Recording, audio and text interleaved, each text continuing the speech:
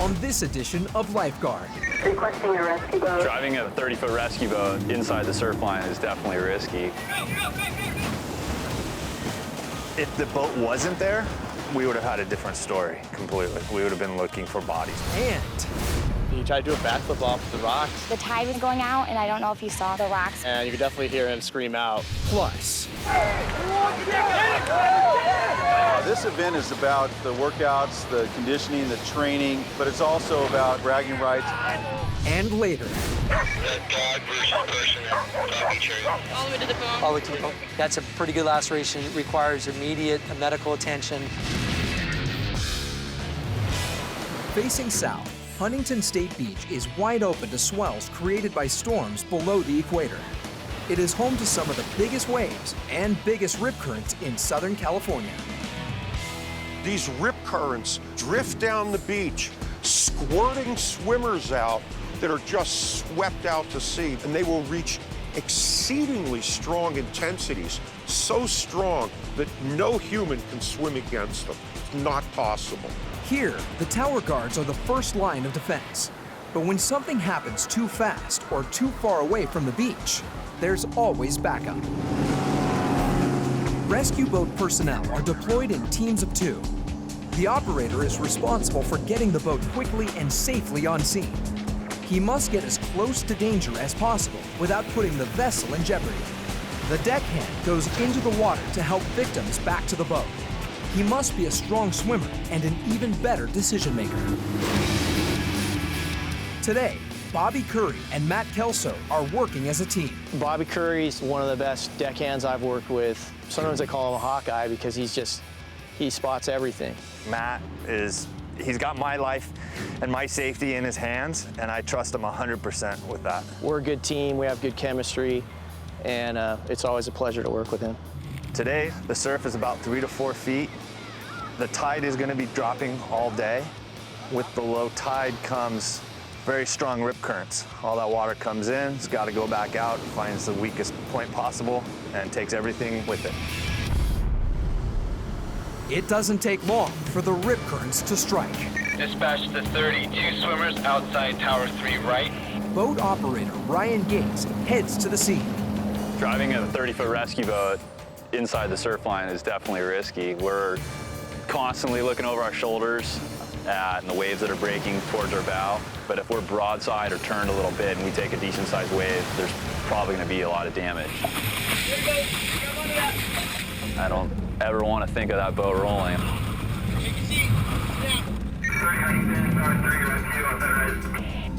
This time, Kelso and Curry respond. When we got the call to the outside rescue, Matt and I decided let's do a speed drop.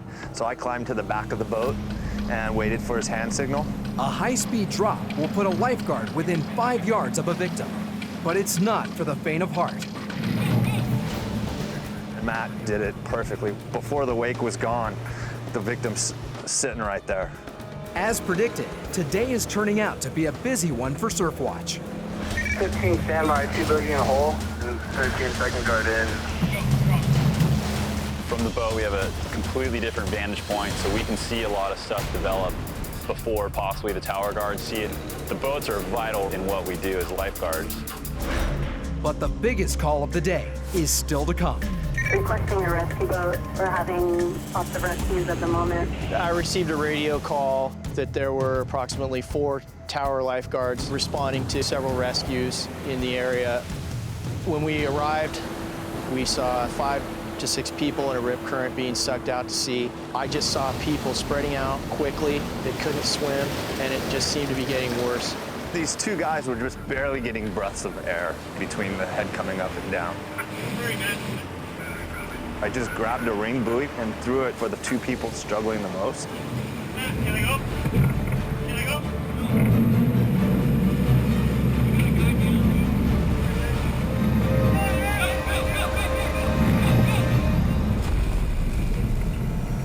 Meanwhile, to the south, at San Diego's famous Sunset Cliffs, the inland heat wave has pushed thrill seekers to the edge, and visitors are literally taking the plunge into the Pacific. Even though it's illegal to jump from above 5 feet, people often take the risk. But trouble can come quickly when the tide changes.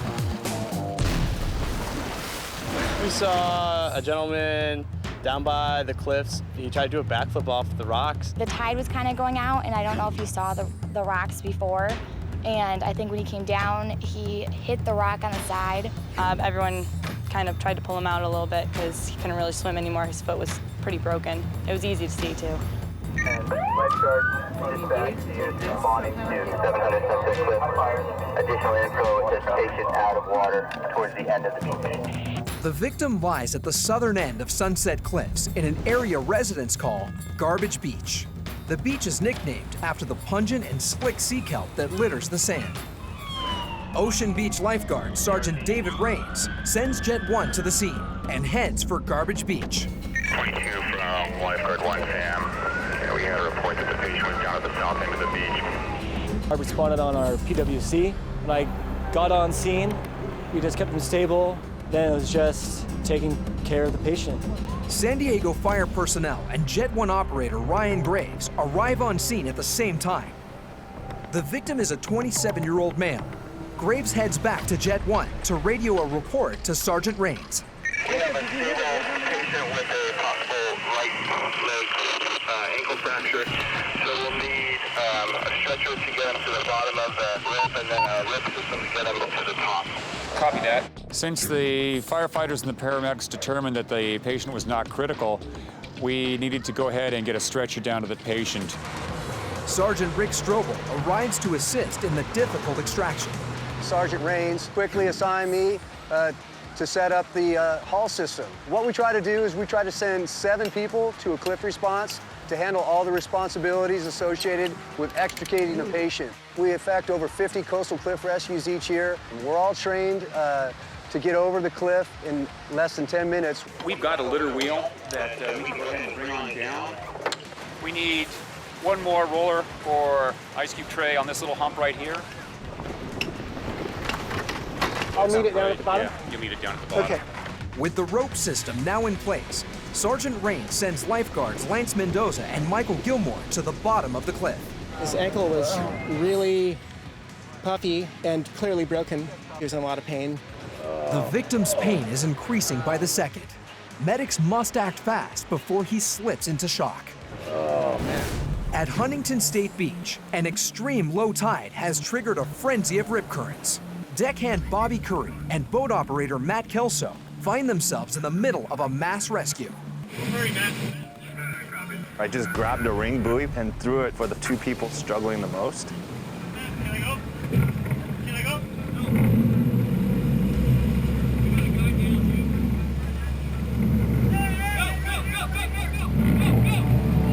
They're basically drowning, and when they're drowning, they'll grab whatever is in their hands. And this guy just decides to grab on me and use me as his buoy. At this point, I'm looking around, making sure everybody's safe, and they're not. I saw 2 other people in a rip, so I grabbed the second ring buoy and threw it off to another victim. Time was of the essence. If I can't bring people aboard quickly, we risk injuring the victims if we get caught broadside in the surf. Just stay there, I'm gonna pick you up, okay? Everything's gonna be okay. I got as close as I could, put the boat in a neutral, and started assisting the other people. Right here. Hey.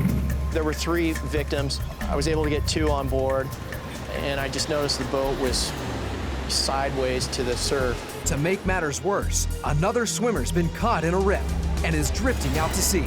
It was just a matter of time before he was going to submerge.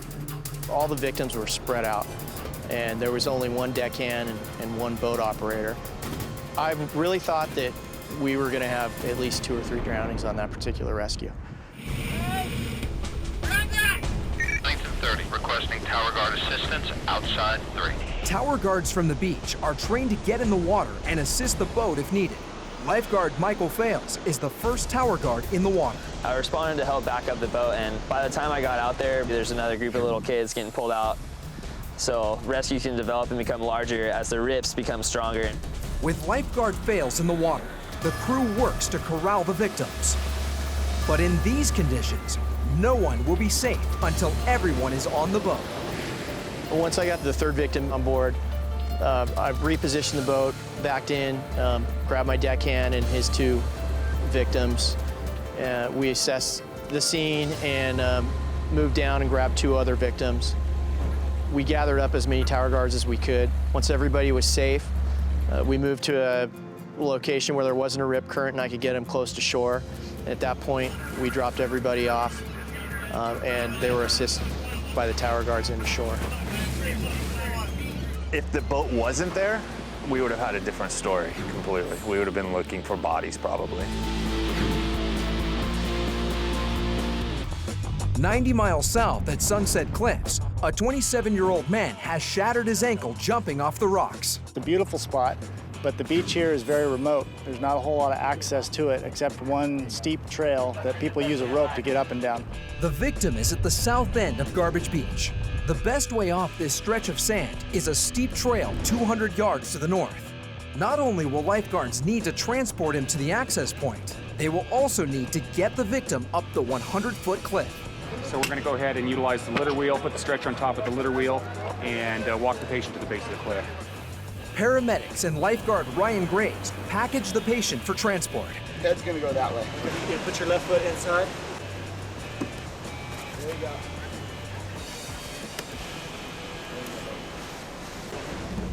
Due to the condition of his ankle, the medics must first administer morphine to ease the intense pain. The victim arrives at the foot of the cliff's access point, but he is not out of danger yet.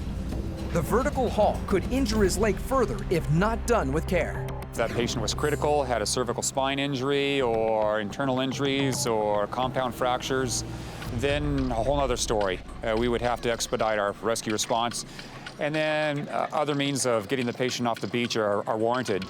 But when we have a patient that's not critical, that cliff rescue is the easy way to go. Okay, ready to haul. Haul away. Hauling slowly. Haul slowly. I became the rescuer at the feet just to get up to the first flat section. And then Lance Mendoza and I took the patient the rest of the way up. How you doing, Kevin? No problem. Okay, we're stopping, taking a bite. Keep going. Once the man is brought to the top, paramedics transport him to a waiting ambulance. All right, good luck, man. Thank you. Appreciate it. We have people jumping in the water that have no business in the water. The rocks are not very forgiving. If we get a pretty remote location like that and all of a sudden you've got a broken ankle, is it really worth it?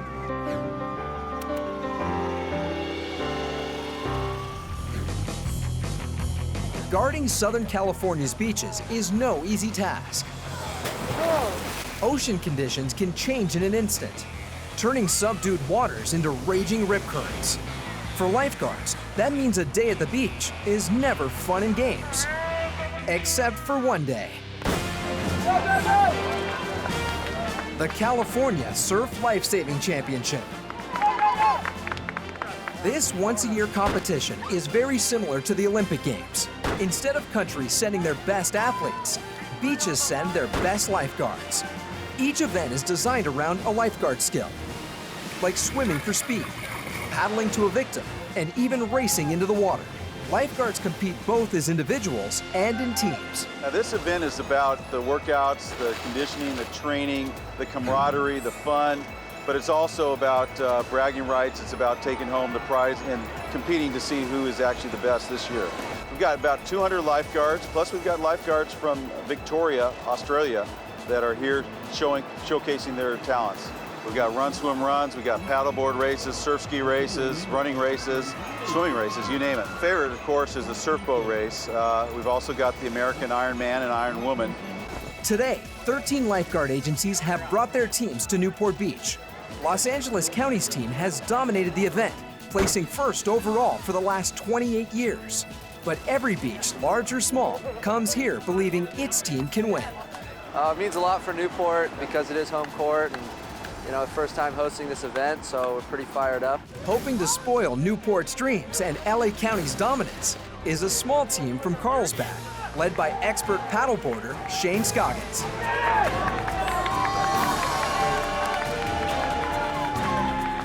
Lifeguard races are just part of reinforcing the family and the community and culture of lifeguarding. So today my personal goals are to represent my department and kind of fly the flag. In the overall rankings, I'm somewhere around second, so hopefully if I could keep scoring points, I might be top 5 or 6. A veteran guard of the California State Park System, Scoggins has spent most of his life near the ocean.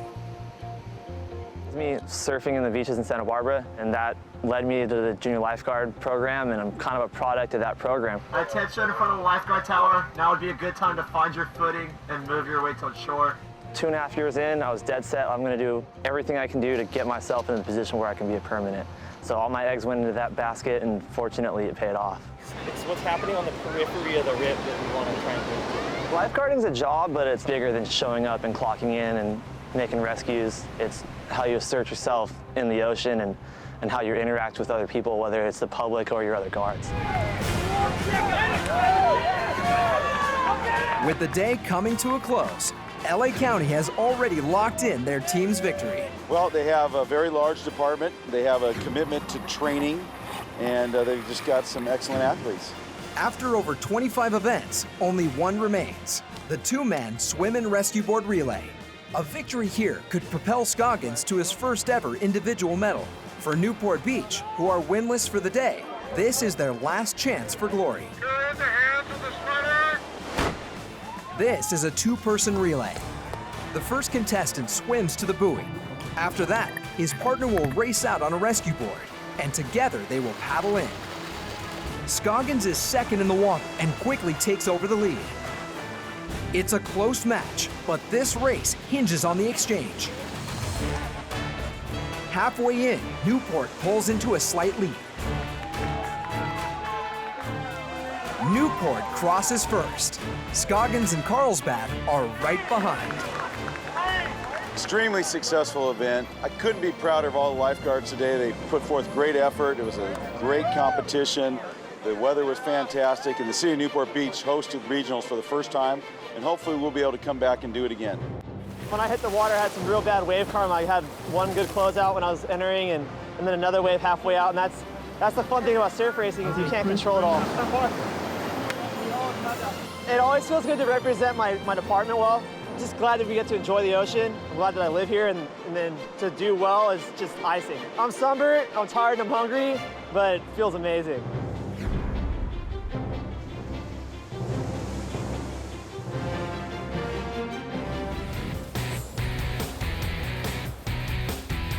It's a warm summer day at Huntington Beach with perfect surf to match. The conditions have attracted several visitors, and perhaps the most excited beachgoers are of the 4-legged variety. Huntington Beach has one of the only dog beaches in Orange County where you can actually take your dog down to the beach. Our dog beach stretches from Golden West Street and north 1 mile through the cliff area to Sea Point Avenue. And very popular amongst dog owners. We have people that drive as far away as an hour because where else can you take your dog down to the beach and run in the sand? Marine Safety Officer Mike Bartlett is on patrol just south of the dog park. Dog versus person at Dog Beach area. Looks like Tower 22 guard is on scene. It's going to be about 200 yards north of the tower on the berm line. 20 copy just north of 22. 2 dogs have gotten into a fight at the crowded dog beach. When one owner attempted to intervene, the larger dog attacked her. Tower guard Melissa Jester is on scene treating the injured woman. You do need stitches?